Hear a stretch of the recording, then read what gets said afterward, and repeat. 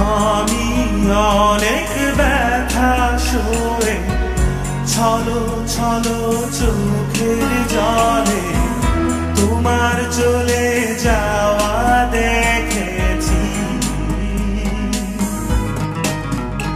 আর রাতেরও আধারে মনে দুঃখে আমি কেঁদেছি।